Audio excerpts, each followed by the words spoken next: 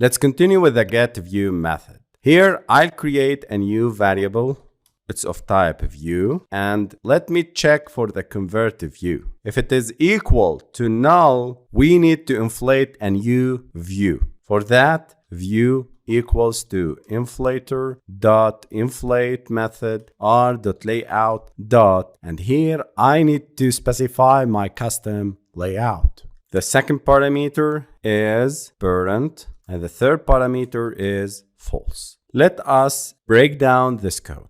I'm checking if the ConvertView, which is the parameter here, if it is equal to null. We need to inflate a new view using a layout inflater. This is the view that will be displayed for the current item. The layout inflater class is used to instantiate layout XML file into its corresponding view objects, which can then be used in the user interface. And this inflater is the instance of the layout inflater we created before, which is responsible for inflating layouts. The first parameter is r.layout.myCustomLayout. This is the identifier for the layout resource that you want to inflate. And in this case, I'm going to inflate my custom layout. That refers to an XML layout defined in the res/layout directory. The parent, this is the parent view group to which the inflated view will be attached. It's used in the layout inflation process to determine the layout parameters. In this case of ListView, parent is the ListView itself, and it's passed as parameter in the getView method. False, this parameter specifies whether the inflated view should be attached to the parent during the inflation process. Setting it to false means that the inflated view is not automatically attached to the parent immediately. Instead, you'll manually attach it later. So in summary, the line here is using the layout inflater to take the XML layout defined in the myCustomLayout.xml file, inflate it into a view object, and return that view. This view will represent an item in the list, and it's not immediately attached to the list view. Attaching the view is typically done later in the getView method, and setting it to false allows for more control over when and how the view is attached to the parent. Let's continue.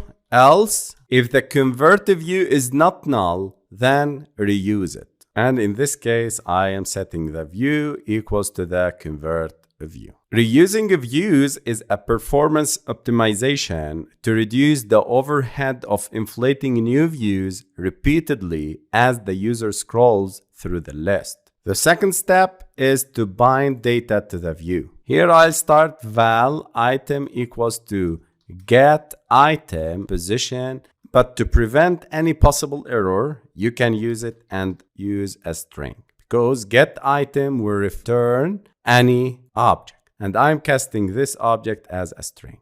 Then I need to use val title text view equals to view.find view by id. It's of type text view r.id.text view custom. I am initializing this text view here in the getView method. So there's no need to initialize this text in the onCreate method of the main activity. We need to initialize this custom text view in this custom layout inside the getView method. Again, guys, whenever you have any views, you need to initialize them in the getView method. I need to set this title.textView.text equals to item.toString. And you can get rid of toString because I'm casting it as a string here. So you can remove it. Now we need to return the view, because the returning type of the getView method is a view. We need to return this variable view that we created.